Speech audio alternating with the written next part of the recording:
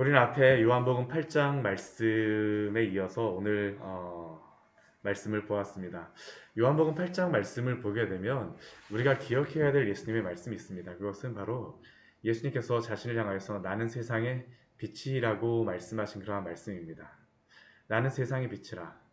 그런데 예수님께서 나는 세상의 빛이라고 말씀하셨던 그 예수님의 말씀에 대하여서 사람들의 반응은 무엇이었을까요? 우리 8장 우리 말씀을 보았지만 예수님이 그 나는 세상의 빛이라라는 그러한 말씀 이후에 유대인과의 논쟁이 다 끝나고 난 다음에 59절 말씀을 보게 되면 유대인들이 돌을 들어서 예수님을 치려하였다라고 말씀하고 있습니다. 그들은 아브라함의 자손이요 하나님의 그러한 자녀라고 하는 자들이었지만 예수님이 누구인지를 사실은 보지 못하였기 때문에 나는 세상의 빛이라라고 말씀하시는 그 말씀 앞에서 오히려 그 말씀이 자신들의 죄를 비추이니까 예수님을 이렇게 대적하는 일들이 일어났던 것이죠. 그리고 그 사건 이후에 일어나는 것이 바로 오늘 말씀입니다.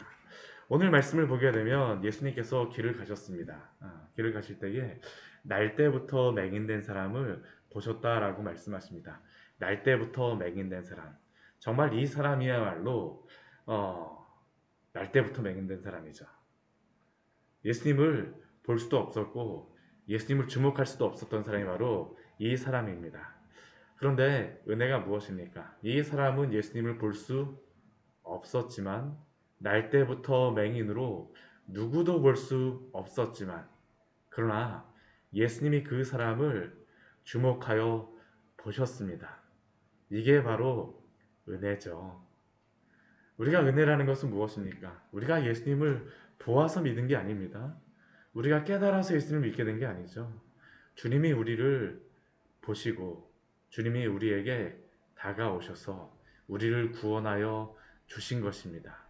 이게 바로 이 맹인에게 일어난 그러한 은혜죠. 날 때부터 맹인된 사람. 그러나 주님이 그를 보시고 그에게 다가가십니다.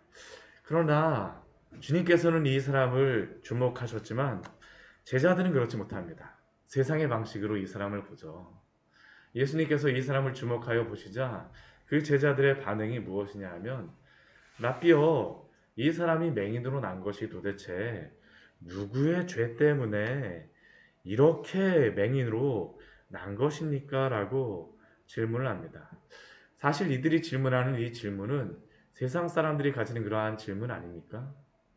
내가 왜 이렇게 되었습니까? 내가 왜 이렇게 고난을 받아야 되죠? 그리고 그러한 것들을 향하여서 내 죄 때문이다. 또 다른 사람들을 판단할 때도 그렇습니다. 저 사람이 저렇게 어렵게 되어진 이유는 저 사람이 무엇인가 큰 죄를 지었기 때문에 무엇인가 잘못을 했기 때문에 사실은 불교나 힌두교 같은 경우는 이러한 것을 업보라고 하는 것으로서 윤회라고 하는 것으로서 그가 그렇게 태어난 이유가 바로 그가 전생에 큰 죄를 지어서라고 설명을 하기도 합니다. 자신들의 죄 때문에 업보 때문에 그렇다라고 또한 이러한 일을 당한 사람은 또한 체념하며 살아가곤 하죠. 이것이 바로 제자들도 그렇게 생각하였던 방식이고 세상의 사람들이 이 고난을 당할 때에 가지는 많은 해석의 방식입니다. 그런데 이러한 제자들의 질문에 대하여서 예수님께서 무엇이라고 말씀하실까요? 우리 3절 말씀 같이 한번 읽어보도록 하겠습니다. 예수께서 대답하시되 이 사람이나 그 부모의 죄로 인한 것이 아니라 그에게서 하나님이 하시는 일을 나타내고자 하심이라. 죄로 인한 것이 아니라 바로 이 맹인을 통하여서 하나님이 하시는 일을 나타내고자 하심이라. 하나님의 영광을 드러내기 위하여서 하나님께서 이 사람에게 이 질명을 허락하셨다라는 것이고 또한 주님께서 이를 주목하셨다라는 겁니다. 이것은 우리에게 큰 위로를 주는 그러한 말씀입니다. 우리는 내가 고난을 당할 때 도저히 세상 방법으로는 해석할 수 없을 때 우리의 마음이 참으로 어려워지곤 하죠. 내가 왜 이런 질병을 당하였을까? 왜 그러한 고난을 당하였을까? 이 고난을 당하는 것은 내가 이전에 무엇인가 큰 잘못을 한 것임에 틀림없어. 그러나 우리 주님께서는 오늘 말씀하십니다. 당신의 영광을 나타내시기 위하여서 주시는 그러한 고난일 수 있음을 우리에게 말씀하여 주는 것이죠. 요셉의 고난을 한번 생각해 보십시오. 그가 비록 형들에게 팔려서 애굽의 종으로 가고 심지어는 종으로 생활하는 속에서 엎친 데 덮친 격으로 감옥에도 갇히게 되지만 그러나 주님께서는 그곳에서 요셉을 애굽의 총리로 만드셨습니다. 삼으셨습니다.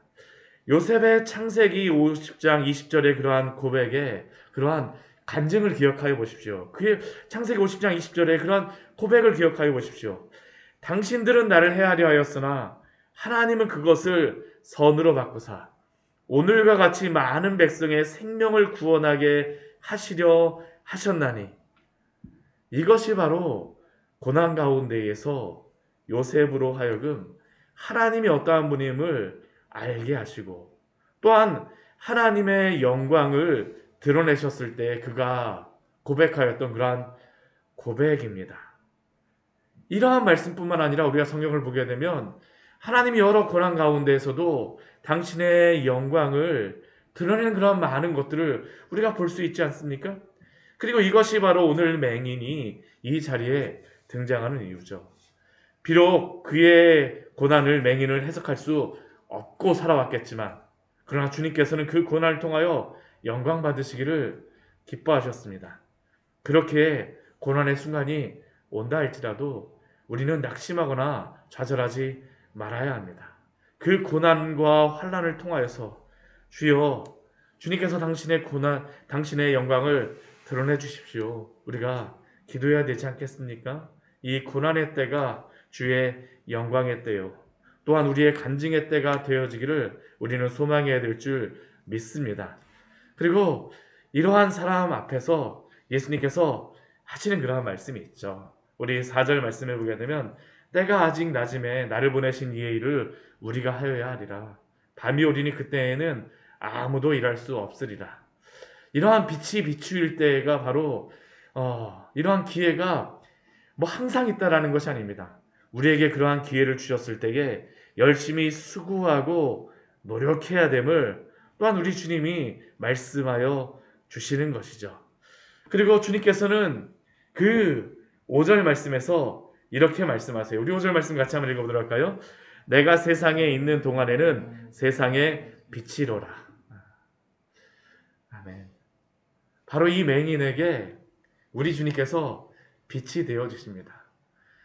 유대인들은 주님이 세상의 빛이라고 말씀하셨을 때 자신의 비침으로 왜 나를 이렇게 죄를 드러나게 하냐라고 주님께 반항하지만 그러나 오늘 주님의 빛은 무엇입니까? 이 맹인의 눈을 띄워주시는 그러한 비침을 믿습니다. 나는 세상의 빛이라. 우리 주님의 빛은 우리의 그러한 어리석음 또한 우리가 주님을 알지 못하는 것들을 밝게 비추어 주심으로 주 앞에 나아오게 하는 그러한 빛입니다. 그리고 오늘 이 사람을 향하여서 이 말씀을 하시고 나서 예수님께서 땅에 침을 뱉어서 진흙을 이겨서 그의 눈에 바르십니다. 평소에는 보통 그냥 눈을 뜨라라고 말씀하셔도 되실 텐데 특별히 이때에는 땅에 침을 뱉어서 진흙을 이겨서 그의 눈에 바르시고 제가 이것을 보면서 왜 예수님께서 진흙을 바르셔야만 될까? 많은 여러 가지 책들도 제가 보니까 진흙을 바른 이유를 많은 것으로 해석을 하더라고요. 근데 제가 혼자서 생각하면서 들었던 생각은 이 사람이 나면서부터 맹인된 사람이라고 하면 주님이 우리를 흙으로 만드셨는데 이 사람의 눈에 진흙으로 발라주시면서 다시 이 눈을 창조하시는 것이구나 라는 그러한 생각을 하면서 이 말씀을 보았었습니다. 그리고 이렇게 그 침을 뱉어서 진흙을 이겨서 그의 눈에 바르시고 나서 그에게 무엇이라고 말씀하십니까? 실로암 못에 가서 씻으라라고 말씀하시죠. 실로암. 군대 있을 때 어두운 밤에 캄캄한 밤에 하면서 이 실로암 찬양을 불렀던 그러한 그 교회 갈 때마다 불렀던 그러한 기억이 나는데요. 바로 여기서 실로암 못에 가서 예수님께서 이 맹인에게 어둠과 같은 캄캄한 밤과 같은 이 맹인에게 말씀하시는 것이죠. 실로암 못에 가서 씻으라. 특별히 실로암이라고 하는 의미가 분명히 있습니다. 왜냐하면 실로암 못에 가서 씻으라라고 하시고 나서 실로암의 그 뜻까지 여기에 요한복음 말씀에 보면 기록되어져 있기 때문이죠. 실로암은 번역하면 보냄을 받았다는 뜻이라. 근데 성경을 보게 되면 이 실로암에 대하여서 나오는 그러한 말씀이 많지는 않습니다. 그러나 이 실로암과 관련된 그러한 말씀이 한 군데 나오는 그러한 말씀이 있습니다. 우리 이사야서 우리 8장 6절 말씀을 같이 한번 보도록 할까요? 이사야서 8장 6절의 말씀입니다.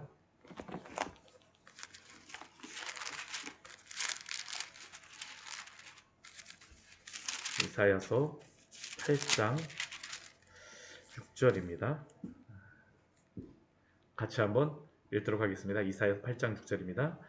이 백성이 천천히 흐르는 실로와 물을 버리고 르신과 르말리아의 아들을 기뻐하느니라. 아멘. 이 말씀은 하나님께서 이사야 선지자에게 앞에 임마누엘에 대한 그런 약속을 주시고 나서 그리고 바로 뒤에 말씀에 보게 되면 또 임마누엘에 대한 그런 말씀이 나오고 있는데 그 말씀을 하시고 나서 이 주시는 말씀이 바로 이 6절의 말씀이죠. 이 백성이 천천히 이르는 실로아물을 버리고 르신과 르말리아의 아들을 기뻐하느니라. 여기에 나와 있는 이 백성은 북이스라엘 백성들입니다. 이 사람들은 어떠한 사람들일까요? 원래는 이 북이스라엘 백성들은 하나님의 백성들로서 하나님의 그러한 나라에 속한 백성들로서 예루살렘에서 예배하는 또한 예루살렘에서 하나님을 경배하는 그러한 사람들이었죠. 이 실로암은 바로 예루살렘에 있는 그러한 물입니다. 주님이 약속하신 그곳, 그 물. 그런데 이 북이스라엘 사람들 어떻게 합니까? 그 물을 버렸죠. 천천히 흐르는 물, 별거 아니야. 별거 아니야. 대신 그들은 르신과 르말리아, 아람과 북이스라엘의 여러 왕들을 붙잡음으로 그들은 이 물들이 나를 더 풍요롭게 하고 더 풍성하게 할 것이다라고 생각하였지만 결론은 무엇입니까? 아스루라고 하는 그러한 물이 옴으로 말미암아 그들이 멸망하게 되리라는 것이 바로 이 말씀입니다. 왜 예수님께서 이 말씀을 하실까요? 실로암 못, 그것은 바로 하나님의 약속이 있는 그곳입니다. 바로 예수 그리스도죠. 유대인들은 하나님의 세상에 비치신 예수 그리스도를 붙잡는 것이 아니라 세상의 힘을 바라보면서 예수 그리스도를 오히려 버렸지만 그러나 이 맹인에게 실로암 물에 가서 씻으라라고 말씀하시는 것은 바로 주 예수 그리스도를 붙잡으라는 것입니다. 주의 약속을 붙잡으라는 것이죠. 목마른 우리의 영혼을 채워줄 수 있는 분은 우리 주 예수 그리스도밖에 없는 줄 믿습니다.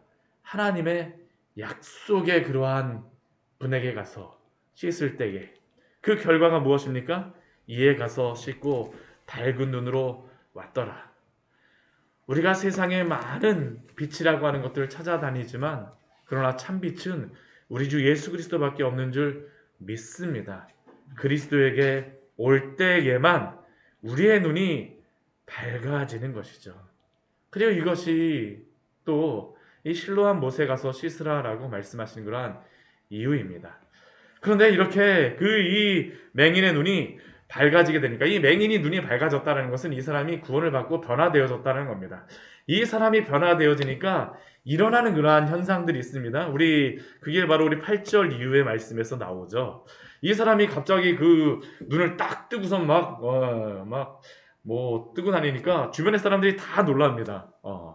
이 사람이 예전에는 앉아서 있던 사람이었었는데 거린이었던 사람인데 이웃이었던 사람, 거린이었던 것을 보았던 사람이 이 사람이 막 다니는 것을 보면서 아니 저 사람이 앉아서 다녔던 그러한 사람이 아니야? 라고 우리 8절 말씀에 놀라죠. 그리고 어떤 사람은 그 사람 보면서 맞아 저 사람 맞네 라고 이야기를 하고요. 근데 또 어떤 사람은 어떻습니까? 아니야 비슷한 사람이지. 아니 맹인이 어떻게 눈을 뜨고 걸어 다닐 수가 있어. 눈을 뜨고 걸어 다닐 수가 있어. 근데 이게 바로 그리스도를 믿고 변화된 사람들을 통하여서 이 세상에 주는 그러한 충격입니다. 정말 우리가 예수님을 믿게 되면 어떠한 일들이 벌어지게 될까요? 바로 이러한 일들이 벌어지게 되어지죠.